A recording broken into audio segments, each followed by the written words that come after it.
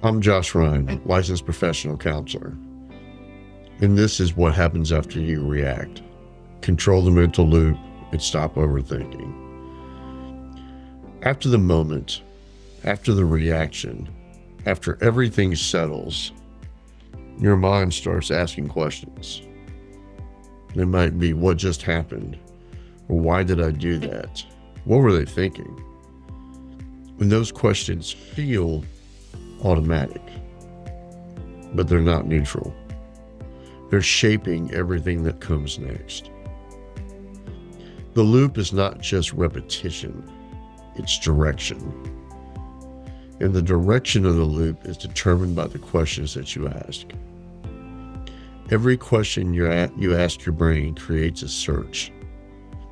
Your brain goes to work immediately, trying to find an answer. And here's the key. Your brain will find something, even if it's not accurate, even if it's not very helpful. It will find something. Most people default to questions like, why did I do that? Or what's wrong with me? Or why do I always react like this?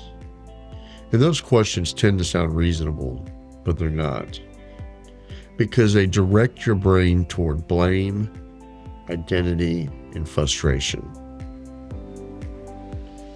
Very rarely do those questions direct towards solutions. If you ask, why do I do this? Your brain starts searching for patterns, and it will give you answers like, because you're not good at this, or because you can't control yourself, or because this is just how you are. And now you've just reinforced the problem. This is why structure matters, because structure limits your thinking and it questions in a way that's able to refine it. Bad questions expand the loop. Good questions direct it. Let's shift this. Instead of asking, why did I do that? Ask, what happened right before I reacted? Now your brain begins to search for sequence, not identity. Instead of what's wrong with me, ask, what was I feeling in that moment? Now your brain looks for awareness, not self-attack. Instead of, why do I always do this? Ask, what is one thing I can adjust next time? Now your brain is looking for action, not patterns of past failures. This works better because these questions determine focus, direction, and outcome. Your brain is not random. It follows instruction, and your questions are the instructions. So let's walk this out a little bit. You have a conflict. You react quickly. Later, you start thinking about it. If during that time you ask, why did I do that? You tend to feel more frustrated.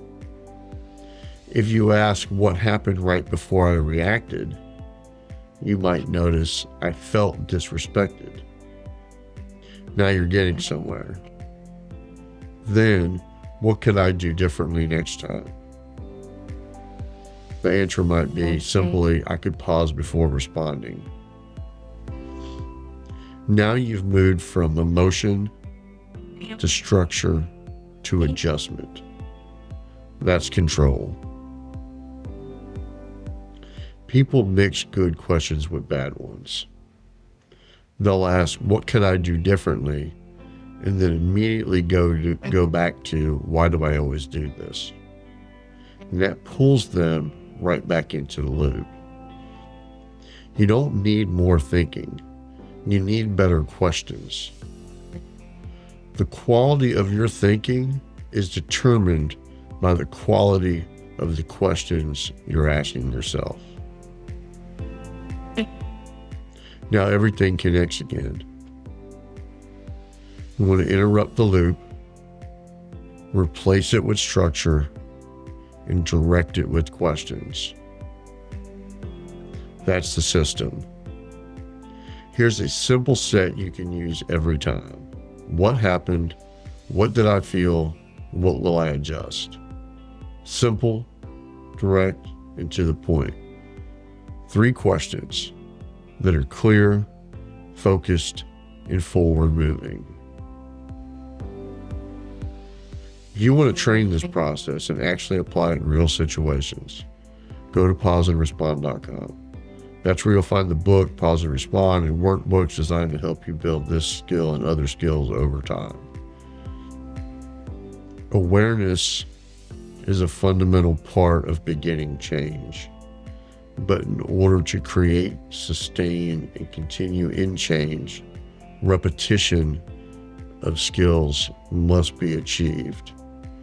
We can't complain about the results we didn't get from the work we didn't do. Because using these skills and obtaining this level of control is trained, not hoped for. This is episode 9. What happens after you react, control the mental loop, and stop overthinking. If you're serious about gaining control after the moment, not just during it, stay with the series. Because next we break down closure and why most people don't actually reach it. Less reaction, more choices.